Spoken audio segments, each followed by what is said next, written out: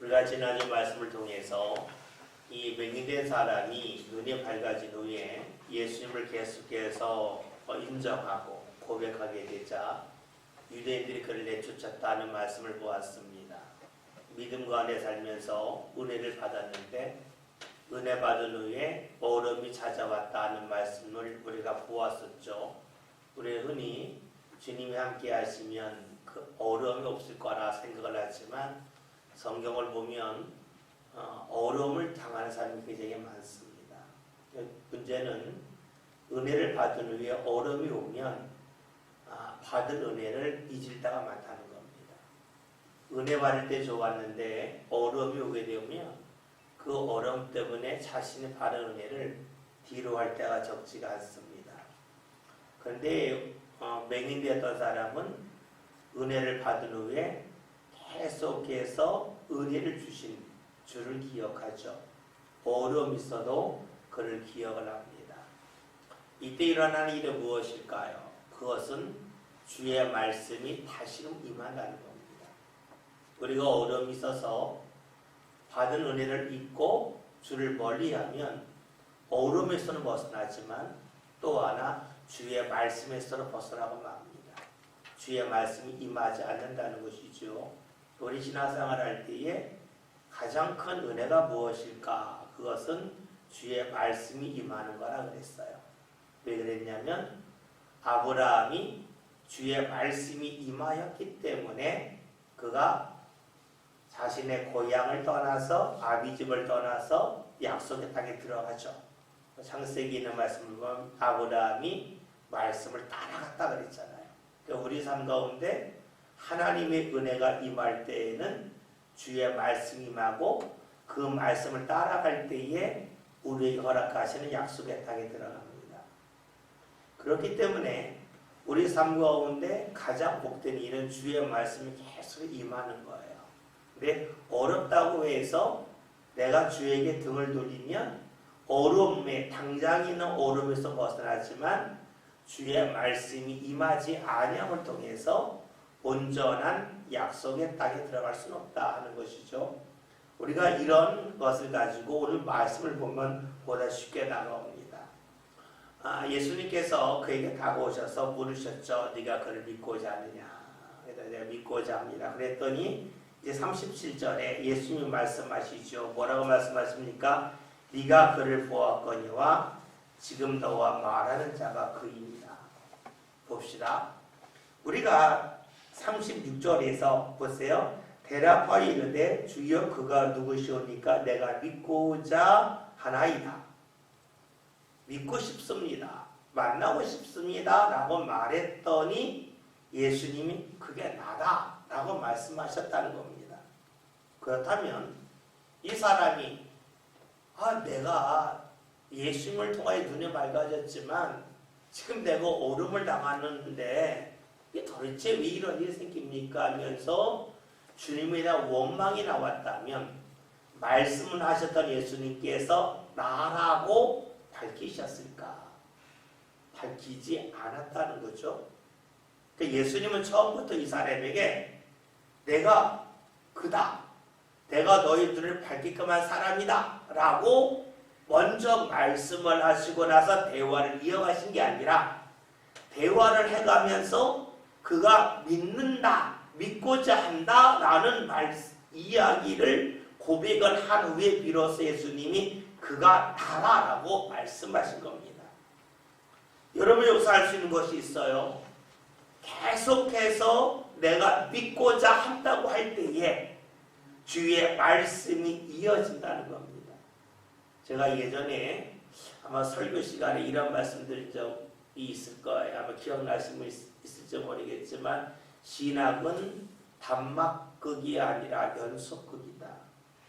연속극은 이어지는 거죠. 단막극은 한번 딱 보고 끝이에요. 연속극은 이어지잖아요. 그러니까 주의 은혜는 계속 이어져요. 계속 이어지는데 누구한테 이어지는가? 제가 주를 믿습니다 라고 고백하는 사람에게 계속해서 주의 말씀이 이어집니다. 만약에 이 사람이 원망과 불평을 했다면 주의 말씀은 임하지 않았을 겁니다. 주님이 그냥 지나가셨을 거예요. 우리가 믿음에서 벗어날 때에 일어나는 일은 무엇일까요? 주님이 나다 라는 말씀이 없다는 거예요. 다시 말하면 주의 말씀이 중단이 된다는 겁니다. 주의 말씀이 중단이 된다고 하는 것은 주의 인도하심이 중단이 된다는 것이에요. 근데 문제는 우리는 주의 말씀이 임하지 않고 주의 인도하심이 내 삶 가운데 나타나지 아니할 때에 잘 모른다는 데 있어요. 왜냐하면 주의 말씀이 임하지 않는다고 해서 내 삶 가운데 무언가 눈에 보이는 변화가 나타나지 않기 때문에 그래요. 이거와 같아요. 여러분이 따뜻하게 옷을 입고 있다가 옷을 탁 벗었어요. 벗었을 때에 춥다 라고 느낄 때가 있어요.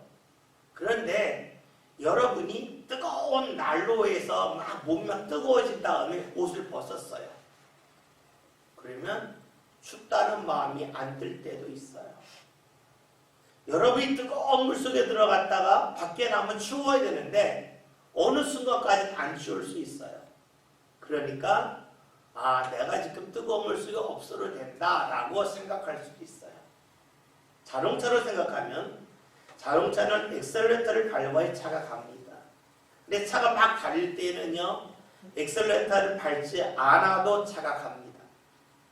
자전거도 원래 페달을 돌려야만 자전거가 나가죠, 앞으로. 그러나 딱 자전거 움직일 때 페달을 딱 멈추어도 자전거는 굴러갑니다. 어떤 마음이 드냐면 페달을 돌리지 않아도 가네 하는 생각이 들어요. 그러나 가긴 가지만 어느 순간에 멈춰요. 페달을 돌리면 계속 돌아가겠죠. 마찬가지입니다. 우리가 주의 말씀이 멈추는 것, 즉 믿음의 고백이 사라질 때에 주의 말씀이 멈추는데, 주의 말씀이 멈춘다고 해서 내가 그것을 바로 느끼는가? 대부분이 느끼지 못한다는 데 있어요. 그러니까 수많은 이들이 주의 은혜를 받고 주의 인도함을 받다가 믿음의 고백을 하지 아니하면서 주의 말씀이 중단되었음에도 불구하고 주의 인도하심이 나타나지 아니함에도 불구하고 그냥 덤덤하게 살아가는 거예요. 왜냐하면 중단된 것이 바로 느껴지지 아니하고 한참 지난 다음에 느껴지는데, 이 한참 지나는 가운데 우리 삶 가운데 거기에 익숙해지기 때문에 그래요. 혹여나 여러분들 중에서 몸이 아파 보신 분이 있을 거예요. 가령 허리가 아프다. 맨 처음에는요, 되게 힘들어요. 근데 몇 개월 아프고 나면은요, 거기에 익숙해져가지고 거기에 맞게 살아요. 그래서 크게 불편하다는 생각을 안 해요. 맨 처음에 아플 때는 굉장히 불편한데 이것이 몇 개월 지나고 한참 지나면 거기에 적응하며 살아서 그럴려니 하며 살아요. 마찬가지로 하나님의 인도함을 받지 못하는 것, 말씀이 멈춘 것, 믿음의 고백이 멈춰서 주님과 멀어진 것도 한참 지난 다음에 깨닫는데, 깨달을 때는 이미 그 생활에 익숙해져 있는 거예요. 그래서 우리가 주의 말씀과 멀어질 때가 적지 않습니다. 오늘 말씀을 보면 눈이 밝아진 사람이 어우럼을 당하였을 때에 예수님이 그에게 다가오셨어요. 마찬가지로 우리로 어려움이 있을 때에 주님이 다가오시는데, 그 주님의 다가오심이 언제 분명히 나타나냐면 어려움 속에서도 믿음의 고백을 할 때 비로소 주님이 우리 삶 가운데 다가오시고 우리에게 주시는 말씀이 또렷해진다는 것이에요. 간혹 어려울 때 주님이 찾아오신다는데 내 삶 가운데 안 찾아오고 갔네 그러죠. 그런데 어려울 때일수록 믿음의 고백이 나와야만 주의 말씀이, 주님의 다가오심이 나타나요. 오늘도 말씀을 보면 이 사람에게 예수님 다가오셨잖아요. 어려울 때 다가오셨어요. 그런데 언제 밝히셨어요? 이 사람이 주를 믿고자 합니다. 고백할 때에 주께서 자신을 밝혀주셨습니다. 내가 그다라고 말씀하고 계시죠. 그래요. 이 사람이 어려움 속에서도 주님을 만나고 싶은 소망이 있었습니다. 이 소망이 이루어졌죠. 주님을 만났기 때문에. 여러분, 이것은 우리의 기도도 역시 그러합니다.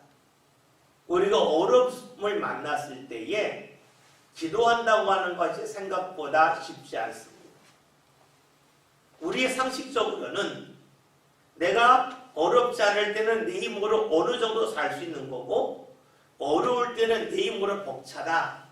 내 힘으로 벅차면 누군가 도와줘야 된다. 누군가 도와줄까? 주님밖에 없다. 이게 알아요. 딱 머리 정리가 돼요. 근데 막상 어려움을 겪게 되면 우리가 실제로 믿음의 고백을 하기보다는 탄식의 말이 나올 가능성이 높습니다. 잊지 말을 것은 우리가 구약 성경을 보면 탄식시가 참 많아요. 주님 왜 이런 일이 있습니까? 왜 이런 일이 있습니까? 하는 탄식이 많습니다. 그런데 중요한 것은 탄식을 한다 할지라도 자기 혼자 탄식하는 것이 아니라 주의 이름을 부르며 탄식을 합니다. 그래서 신학자들이 그 시편에 나오는 탄식하며 고백하는 그 시를 어떤 사람들은 탄식시라고 말하고 어떤 사람은 그 탄식시를 의지시라고 말해요. 뭐예요? 내가 어렵지만 주님을 의지하는 고백이다. 그 고백이 때로는 탄식으로 나오지만 주님을 의지하기 때문에 주의 이름을 부르면 탄식한다 해서 어떤 사람은 탄식만 보고 탄식시라고 말하고 어떤 일은 그 속에 믿음의 의지가 있기 때문에 의지시라고 말하기도 해요. 중요한 것은 우리가 탄식을 한다 할지라도 주의 이름을 부르면서 탄식하는 것, 그것은 주를 믿기 때문에 하는 것가 되겠죠. 그럴 때에 주님이 다가오시는 일이, 그리고 주님이 자신을 드러내시는 일이 나타난다 하는 것입니다. 어려움이 있는 사람이 믿음의 자리를 지켰다고 하는 것은 흔들림이 없다는 것이죠. 흔들림이 없을 때에 이 사람이 주를 믿고자 했고 그 믿고자 한 주님을 보게 되었습니다. 다시 말하면 응답이 나타났지요. 그러면 이것을 우리의 기도로 본다면 어려움 속에서도 내가 주를 만나고 싶다고 하는 그 믿음이 흔들리지 아니하면 그 속에 주의 응답이 있다는 것이에요. 우리가 알 수 있는 것이 있죠. 응답이 없는 이유가 어디 있을까? 그것은 우리가 어렵기 때문에 우리로 자신도 모르게 흔들리는 마음이 너무 많아서 주님에 대한 고백이 제대로 나오지 않기 때문이라고도 볼 수가 있습니다. 눈이 밝아진 사람이 자신이 어려움의 자리에서도 믿음을 지킬 때에 주님이 그에게 응답해 주십니다. 예수님이 자신을 드러내셨습니다. 자신을 밝히셨습니다. 눈이 밝아진 사람이 물론 예수님과 대화를 했죠. 그 전에 예수님이 자신을 밝히기 전에. 그런데 예수님임을 몰랐습니다. 여러분 생각할 것이 있어요. 이 사람이 예수님과 말하면서 예수님이 이제 알아보지 못하였지만 이 사람이 믿음을 지키는 것을 보았기에 예수님이 자신을 밝히고 알려주셨어요. 다시 말하면 눈으로 보았지만 눈으로 보고 있는 대상이 예수님인 줄 몰랐는데 믿음을 지킬 때에 그 대상이 예수님을 알게 되었습니다. 여러분, 예수님을 알 수 없었는데 알게 된 이유는 이 사람이 믿음을 지켰기 때문입니다. 믿음을 지켰기 때문에 예수님인지 몰랐는지 알았습니다. 다시 볼까요? 몰랐다는 게 비밀입니다. 믿음을 계속해서 지키며 고백하였을 때에 몰랐던 비밀을 알게 된다고 볼 수가 있습니다. 그 전까지 몰랐어요. 근데 알아요. 장소가 달라져서가 아니에요. 같은 장소인데도 그런 역사가 나타났습니다. 우리는 간혹 이런 마음을 가질 때가 있어요. 나의 삶의 장소가 달라져야, 내 삶의 환경이 달라져야 무언가 새로운 것을 볼 수 있다고 생각할 수도 있습니다. 근데 오늘 말씀을 보면 이 사람은 그 자리에서, 같은 자리에서 예수님인 줄 몰랐는데 예수님인 줄 알게 되었습니다. 그 이유는 단 하나입니다. 믿음이 흔들리지 않았기 때문입니다. 그렇다면 몰랐던 것을 아는 것, 이것은 새로운 은혜라고 볼 수가 있겠죠. 새로운 은혜는 자리의 문제가 아니라는 겁니다. 믿음을 꾸준히 지켰느냐 하는 것이 문제가 됩니다. 이것을 우리에게 적용한다면 내가 경제적으로 어려울 수도 있고 몸이 아플 수도 있고 감정으로 상할 수도 있고 누군가의 관계가 틀어질 수도 있습니다. 그렇다 할지라도 계속해서 주님을 찾을 때에 주님께서 우리로 하여금 보지 못했던 것을 보게 하는 일, 새로운 은혜를 보게 하는 일을 우리에게 허락하신다는 것입니다. 우리가 사람에게 감정이 있어요. 감정이 있기 때문에 마음에 드는 사람이 있고 마음에 들지 않는 사람이 있어요. 내가 좋아하는 사람이 있고 내가 별로 달갑지 않게 여기는 사람이 있어요. 그런데 달갑지 않게 여기는 사람이 있기 때문에 내가 예비하기가 싫어질 수 있다. 그러면 어떻게 될까요? 그 사람 때문에 내가 믿음을 지키지 못하는 것이에요. 그런 사람이라면 다른 어려움이 있을 때에도 믿음을 지키기가 어렵겠죠. 믿음을 지키지 못했다고 하는 것은 주님이 다가오셨지만 주님인 줄 몰랐다는 것이 돼요. 믿음을 지키면 다가오신 주님을 그때는 몰랐는데 나중에 알게 되잖아요. 새로운 걸 보는 거예요. 그 언제입니까? 믿음을 지킬 때예요. 우리가 신앙생활 하면서요, 몇 명이 모이든 다 비슷합니다. 어떤 목사님이 그러더라고요. 교회의 문제는 20명이 모이든 2만 명이 모이든 문제는 늘 똑같다. 대상만 다를 뿐이지 늘 문제는 똑같다. 20명만 모여도 내 마음에 드는 사람, 내 마음에 안 드는 사람 다 나눠진다. 그런데 우리는 주로 어떤 마음이 드냐면 누군가가 마음에 안 들어서 제가 힘듭니다가 말해요. 그 속에는 인간적인 그 마음을 표현한 거예요. 충분히 이해할 수 있어요. 그러나 우리가 말씀 가운데 본다면 그런 고백을 하는 순간에 내 삶 가운데 새로운 은혜가 다가오기 어렵다는 거예요. 왜냐하면 주님께서는 믿음이 흔들리지 않는 사람에게 주님이 다 자신을 밝혀주시는 일을 보여주셨기 때문이죠. 여러분, 마음에 들지 않기 때문에 내가 멈칫멈칫한다면 잊지 맙시다. 새로운 은혜는 물 건너갔다는 거예요. 여러분들이 누군가 마음에 들지 않아서 그 사람이 보기 싫어서 내가 주일하기가 싫다 할 수도 있고요. 누군가 마음에 안 들어서 이 사람 기도 안 해야지 그런 마음이 들 수도 있어요. 무척이나 인간적인 마음이지만 그 마음에는 하나님의 마음이 없는 거예요. 그러면 주의 새로운 은혜가 임하기가 어렵습니다. 여러 번 말씀드렸잖아요. 여러분에게 돈을 주는데 새 돈을 주지 않고 구겨진 돈 준다고 안 받는 사람 없잖아요. 누구에게 돈을 줬는데 거기 김치 국물이 묻어서 냄새가 나요. 그래서 나 이 돈 안 받아 하는 분 없죠. 김치 국물은 김치 국물이고 돈은 돈이고, 그렇죠? 여러분 김치 국물 묻고 또 때로는 생선 비린내 난다고 그 돈 안 받지 않잖아요. 다 받잖아요.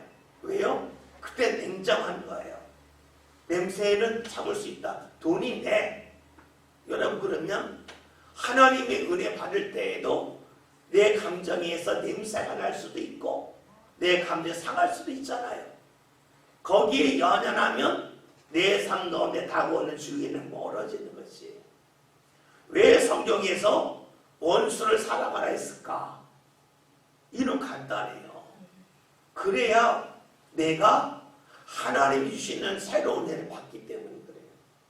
그 사람 위한 건 아니에요. 나 위한 거예요. 그렇죠? 우리가 말씀 읽는 거가 다른 사람 위해 읽는 거 아니잖아요. 우리가 말씀 가운데 사는 거가 다른 사람 위해 사는 게 아니에요. 나를 위해서 말씀 읽고 나의 삶 가운데 주의 은혜가 임하기 위하여 말씀 읽잖아요. 그리고 우리가 원수가 보인다고 해서 내가 그 자리에서 믿음이 흔들려 버리면 오늘 말씀처럼 새로운 은혜는 임할 수가 없어요. 어려움 가운데서도 믿음을 지킨 사람은 예수님이 그가 나다 알려주셨던 것처럼 우리에게로 그렇게 역사하실 거예요. 38절 제가 읽겠습니다. 이르되 주여 내가 믿나이다 하고 절하는지라. 오늘 말씀을 보면 이 눈이 맑아진 사람이 주여 믿나이다 하고 절을 했습니다. 이 사람이 믿는다고 고백을 합니다. 우리가 여기서 생각할 것이 있어요. 어떻게 이렇게 쉽게 믿을 수 있을까 하는 겁니다. 사람들은 무언가 증명이 되어야 믿잖아요. 증명이 되어야. 증명할 수 없는 것을 믿기가 어렵습니다. 특히 요즘처럼 수많은 거짓말과 사기를 일삼는 이 시대에 어떻게 쉽게 믿냐라고 물을 수도 있습니다. 좀 의심 있는 사람이라면 옆 사람한테 물어줘. 정말 이 사람 예수님 맞아요? 물어야 되잖아요. 근데 전혀 안 묻고 믿나이다 라고 그가 고백을 합니다. 왜 그랬을까요? 우리는 요한복음 전체를 볼 필요가 있어요. 요한복음 우리가 한 20장을 보겠죠. 20장을 보면 요한복음에만 나오는 말씀이 있어요. 도마가 예수님을 의심하는 그런 내용이 관한 말씀이에요. 도마는 예수님을 만났어요. 부활하신 예수님을 만났을 때에 못 믿는 거예요. 그러니까는 이 도마가 예수님, 야, 내 손가락에 넣어봐라. 이렇게 뭐 옆구리 넣어봐라. 이렇게 말씀을 하시잖아요. 도마가 예수님 얼굴을 봤잖아요. 예수님의 얼굴 기억하고 있어요. 예수님의 목소리 기억하고 있어요. 그러니까 얼굴만 봐도 난 안다. 말씀만 들어 난 믿을 수 있다. 이렇게 해야 되는데 그는 그렇게 하지 않았어요. 철저히 의심을 했어요. 그런 도마에 비하면 오늘 본문에 나와 있는 이 사람, 눈이 밝아진 이 사람은 아무것도 확인하지 않는 거예요. 그냥 내가 믿습니다 라고 고백을 합니다. 좀 이 사람에 대해 부정적으로 본다면 이 사람은 시각장애인이었으니까 이 사람은 청력이 나무로 좋았을 거다.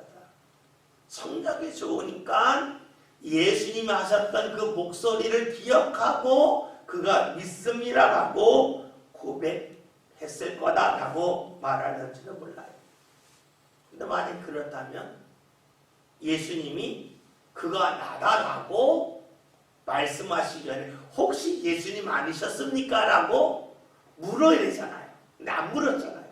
그러니까 이 사람이 성령을 통해서 예수님이 예수님인 걸 알았다고 우리가 설명하기에는 뭔가 좀 부족함이 있어요.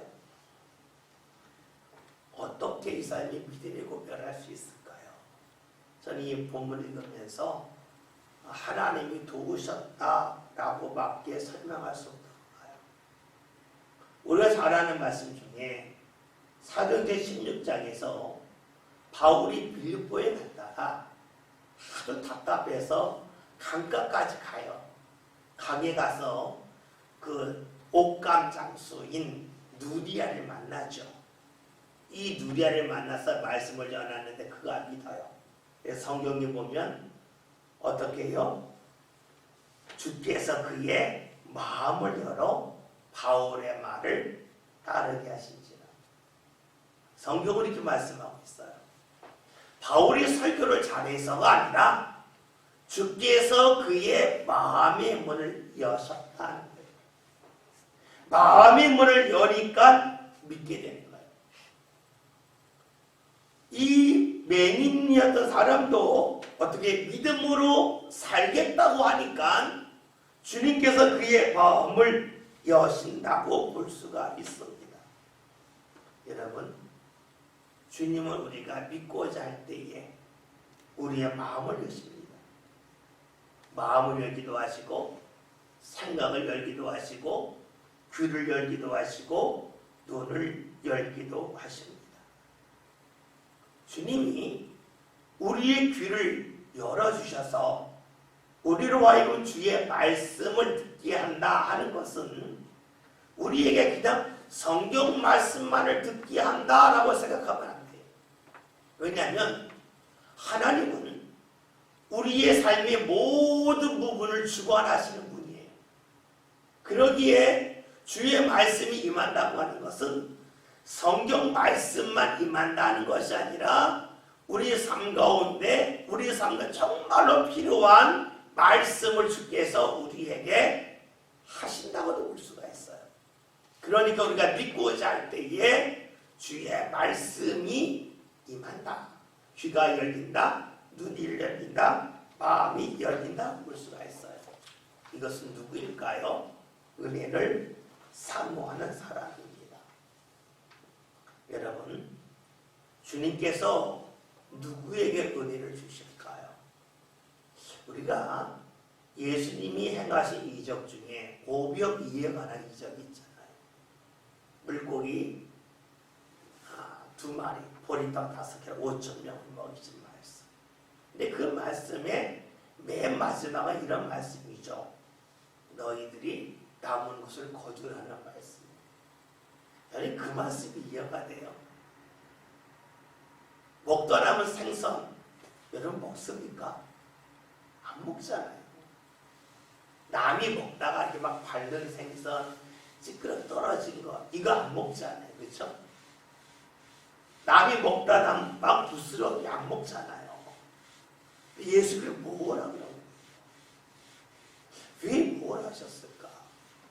그거 갖고 부끄러워 먹을 것도 아니고 왜 하셨을까요? 그리고 우리가 볼 때 필요하면 또 오병에 또 하시지. 뭘 굳이 뭘 다시 그거를 뭘 하셨을까? 이해하기가 쉽지가 않아요. 근데 저는 이런 마음이 들어요. 주님께서 그 말씀하신 것은 너희에게 허락하는 은혜를 허투루 버리지 말라.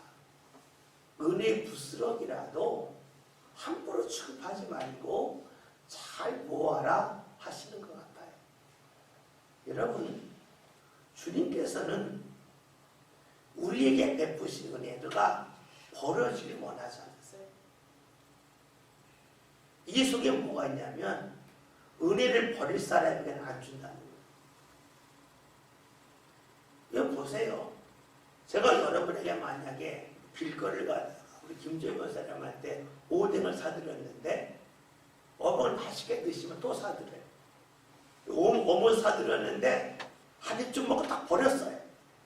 그걸 제가 봤어요. 그러면 다시는 안 사드리겠죠. 그렇잖아요. 줬는데 사주는데 맛있게 먹으면 또 사주는데 먹다가 쭉 버리고 지나갔어요. 다시는 그걸 안 사줘요. 뭐 김밥을 사드렸는데 하나 먹고 다 버렸다. 그러면 다시는 안 사주겠죠. 무엇을 말할까요? 맛있게 먹는 사람한테 써주는 거예요. 다시 볼까요? 주의 은혜를 누구한테 베푸실까요? 은혜를 잘 간수하고 은혜를 버리지 않고 함부로 낭비하지 않는 사람에게 하나님이 은혜를 주셔요. 다시 말하면 주님이 누구한테 은혜 주시느냐? 은혜를 감당할 만한 사람에게 은혜를 주시는 거예요. 은혜를 감당할 수 없는 사람이라면 은혜를 주셔 버릴 텐데 누가 주겠어요? 사람도 안 주잖아요. 성경이라는 말씀 있잖아요. 우리가 잘 아는 말씀 중에 고린도전서 10장 13절 너희가 감당할 시험밖에 당한 것이 없다. 그리고요 힘들 때는 피할 길을 내서 너희로 하여금 감당케 하셨다. 하나님이 우리에게 주신 시험은 감당할 만한 시험이에요. 그런데 이 말씀 바꿔요. 보셨어요? 주님이 우리에게 주신 은혜는 감당할 만한 은혜만 주셔요. 그러니까 하나님 왜 저한테 은혜 안 주세요? 라고 우리가 하나님한테 항의하면 주께서 아마 우리에게 말씀을 주실 거예요. 너 예전에 이 은혜 줬는데 버렸잖아. 다시 볼까요? 내가 이제 너 떡볶이 사준다 먹고 버리고 갔잖아. 김밥 사줬는데 한 입 먹고 버리고 갔잖아. 버릴 때 내가 왜 사주냐? 너 같겠죠? 여러분 그래요? 주님은 감당할 만한 사람에게 주셔요. 그것이 시험일 수도 있고 그것이 은혜일 수도 있어요. 그러니까 우리가 말씀을 통해서 이 사람이 믿음으로 감당할 만한 마음, 삶이 되니까 주께서 자신을 보여주십니다. 오늘 말씀을 보면 눈이 맑아진 사람이 예수를 믿는다고 고백하는 후에 절했다는 말씀이 있어요. 이 절했다는 말씀을 영어 성경을 보았더니 예비했다라고 표현을 해요. 우리가 생각하는 절과 서양 사람이 생각하는 절은 다르잖아요. 우리가 절할 때 그냥 인사한다 정도가 되겠고 서양 사람들은 절한다 그러면 예비하는 걸 생각을 하는 거예요. 우리나라에서 조상들에게 절하는 것에 대해서 오해의 소진이 있지만 우리나라 사람들 인사하는 거였고 서양 선교사들이 볼 때에는 그것이 신에게 예비한다고 생각했기 때문에 그 말인 거죠. 그러니까 엄밀하게 말하면 우리가 뭐 산소에 가서 그냥 인사하는 거나 절하는 거나 우리의 정서상은 사실 차이는 없어요. 근데 단지 오해를 받지 않으려고 우리가 절하지 않을 뿐이죠. 오늘 성경에서 이 사람이 믿는다 고백하는 절입니다. 즉 예배했습니다. 왜 예배했을까요? 우리가 앞에 있는 말씀 34절을 보면 이사야 1기 133절에 이 사람이 하나님께로부터 오지 아니하였으면 아무 일도 할 수 없으리이다. 이 눈이 맑아진 사람은 예수님이 하나님께로부터 온 분임을 믿었습니다. 그러니까 섬기는 마음을 갖고 절합니다. 예비합니다. 이 사람이 입술로 고백했어요. 믿습니다. 그 다음에 뭐예요? 몸으로 절합니다. 몸으로 고백을 합니다. 이것은 중요한 겁니다. 입술의 고백 믿습니다. 몸의 고백 절합니다. 이겁니다. 여러분 신앙은 믿습니다에서 멈추는 게 아니라 믿습니다고 몸의 고백으로 이어져야 됩니다. 사실 우리가 이 말씀을 읽으면서 왜 성경에서 이렇게 구체적으로 우리에게 말씀해 줄까라고 질문하면 답은 쉽게 나오는 겁니다. 이 사람이 모습이 주님이 보시기에 아름다웠고 이런 사람의 모습을 우리가 따라가기를 주께서 원하신다는 거예요. 그건 뭐냐? 입술의 고백이 몸의 고백으로 이어진다는 겁니다. 봅시다. 이 사람이 지금 형편이 좋아졌습니까? 예, 눈이 밝아진 형편은 좋아졌어요. 그러나 쫓겨났어요. 이 사람에게는 눈이 밝아진 좋은 일이 있고 동네에서 쫓겨난 안 좋은 일이 있습니다. 그런데 이 사람은 지금 어디에 초점을 맞췄을까요? 쫓겨난 일, 어우럼 당한 일에 초점을 맞추면 결코 몸으로 고백하지 못합니다. 힘든 것이 있는데, 쫓겨난 것이 있는데 이 사람은 자신의 삶 가운데 이만 은혜의 초점을 맞춥니다. 그러기에 몸에 고백을 합니다. 예배를 합니다. 우리가 예배하는 이유가 어디 있을까요? 어려움이 없기 때문이 아니에요. 어려움 속에서도 내게 주신 은혜가 있음을 믿기 때문에 그래요. 예배가 뭡니까? 하나님을 높이는 겁니다. 여러분, 우리가 예배 왜 합니까? 하나님을 높이며 살기를 원하기 때문입니다. 이를 위해서는 우리의 삶이 어려움이 아닌 은혜에 초점을 맞춰야 합니다. 은혜에 초점을 맞추는 사람은 예배할 수가 있고, 은혜에 초점을 맞추지 못하는 사람은 예배하지 못합니다. 많은 이들이 힘들어서, 어려워서 예배하기 힘들고 교회 나가기 어렵다 그럽니다. 그러면 그 사람이 한 번도 안 웃을까요? 웃을 때 있다고요. 늘 괴로울까요? 아니에요. 여러분, 몸이 아파본 분 알아요. 여러분, 치통이 참기 힘들다 그래요. 치통 한번 알아보셨어요? 힘들죠? 근데 치통을 알면 24시간 내내 아파요? 안 그래요. 잠깐 아팠다가 한동안 안 아파요. 그리고 아파요. 몸이 아픈 것도 마찬가지예요. 아무리 아픈 사람도 24시간 아프진 않아요. 아팠다가 안 아팠다가 그래요. 우리 삶 가운데 어려움도 모든 부분이 어려운 게 아니에요. 어려운 부분이 있을 뿐이에요. 중요한 것은 어려움이 있다. 이 사람도 똑같잖아요. 눈이 밝아진 기쁨, 쫓겨난 어려움. 그런데 쫓겨난 어려움에 눈이 밝아진 데 초점을 맞추니까 이 사람이 절하여, 예배해요, 주님을 높여요. 여러분, 그래요. 우리의 삶도 은혜의 초점을 맞출 때에 주님 앞에 예배할 수가 있습니다. 그리고 이 사람이 입술의 고백에서 멈추지 않고 몸의 고백을 이어졌습니다. 이것은 그의 삶 가운데 은혜를 확실히 붙잡는 기회가 됩니다. 많은 이들이 신앙생활을 하면서 입술의 고백에서 멈출 때가 많습니다. 그러면 신앙은 의외로 약해집니다. 흔들립니다. 신앙의 사람들이 몸으로 헌신하지 아니한다면 어떻게 될까요? 쉽게 말해서 몸으로 주님을 경험하지 못합니다. 몸으로 헌신하는 게 중요합니다. 생각해 봅시다.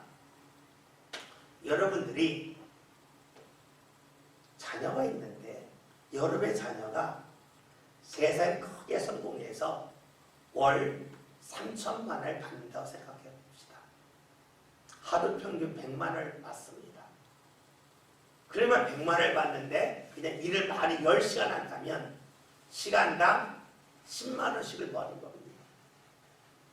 근데 이 자녀가 교회에서 청소를 맡았어요.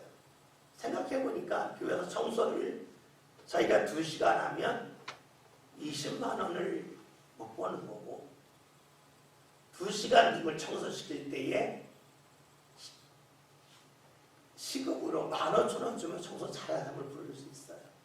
그러면 3만 원을 드리면 청소를 깔끔하게 하고 자기는 20만 원을 버니까 17만 원 차이가 나요. 그러니까 내가 청소할 시간에 사람을 사서 3만 원을 주고 17만 원 하루에 헌금해야지 라고 생각해 봅시다. 그러면 교회로 더 깨끗해지고 교회 재정도 많아지겠죠.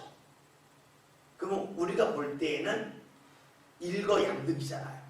교회로 깨끗해졌고 교회 재정도 더 좋아졌습니다. 그런데 이것을 하나님 기뻐하실까 하는 겁니다.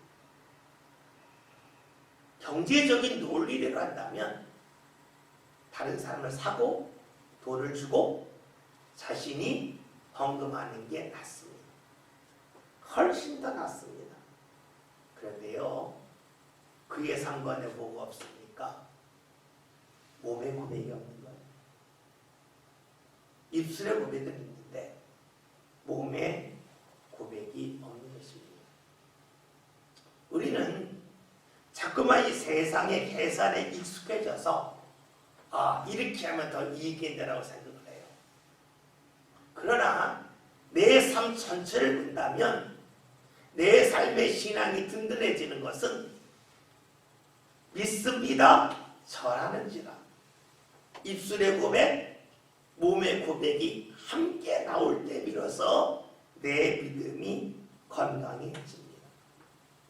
그래서 우리가요, 하나님 앞에 몸으로 헌신하는 것은 무척이나 중요합니다.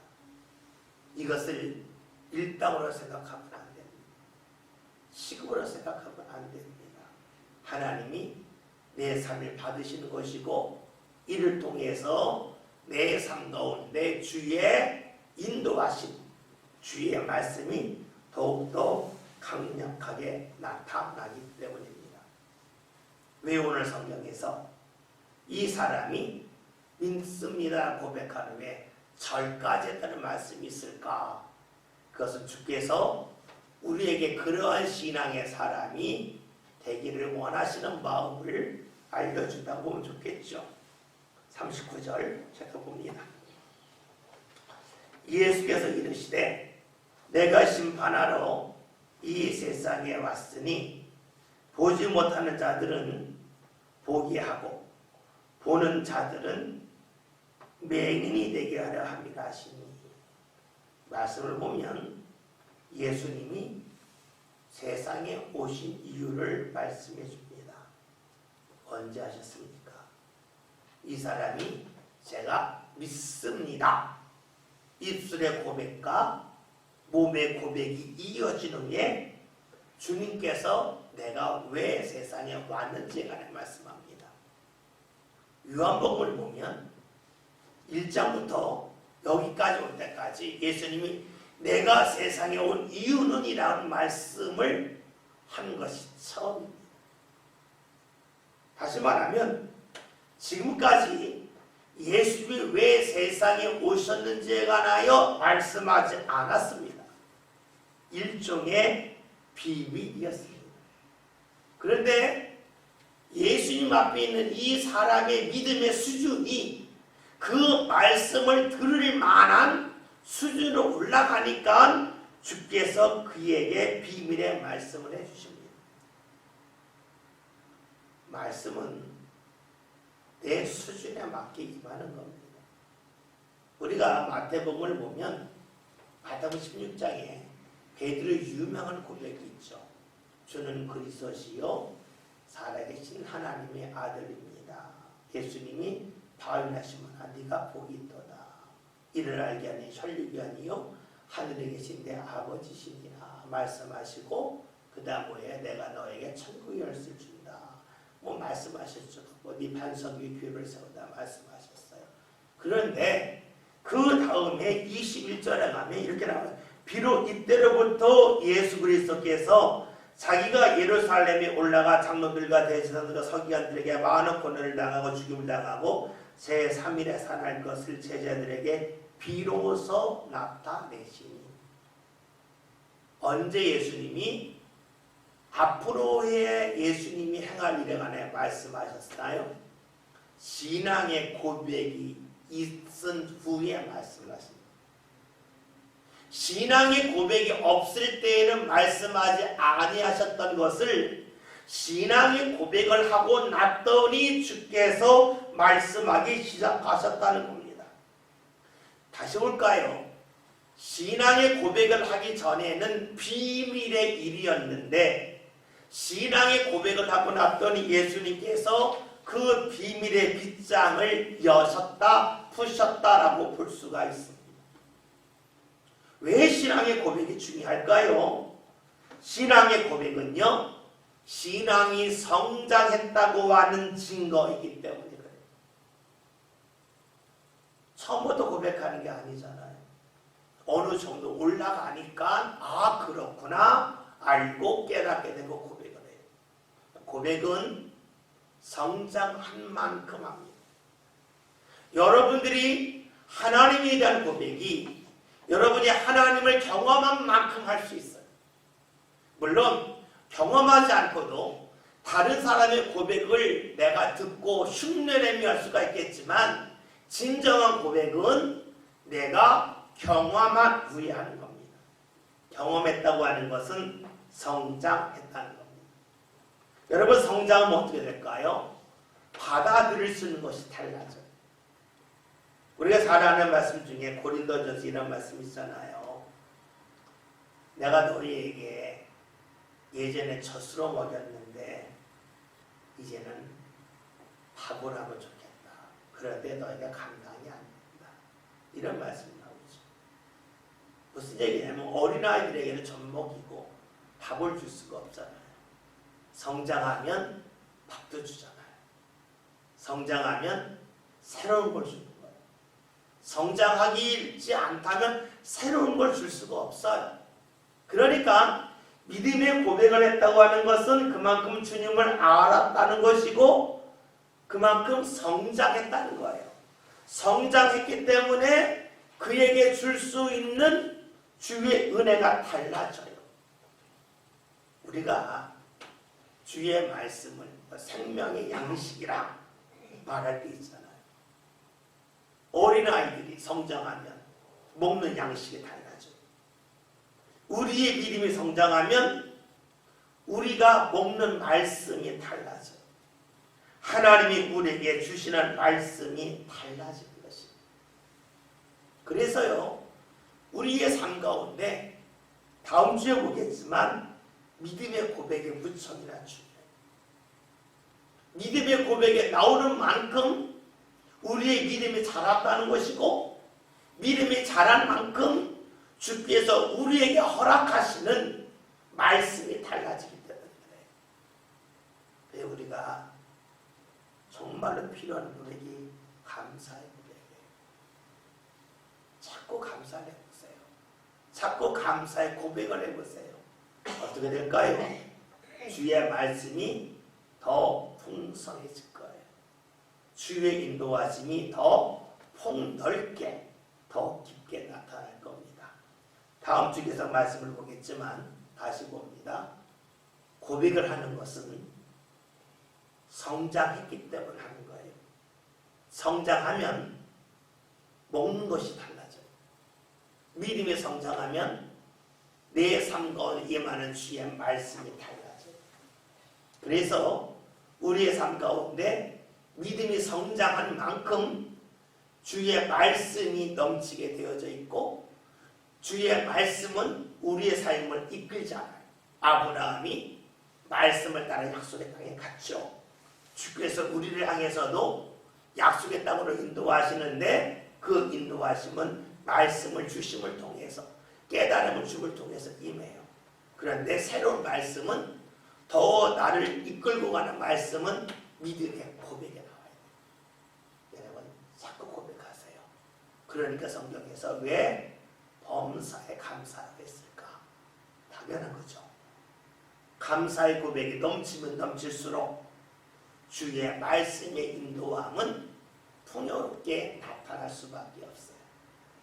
고백이 줄으면 줄을수록 내 믿음이 자라지 않는다는 것이고 그렇기 때문에 주의 말씀이 새롭게 임하지 않는 것이죠.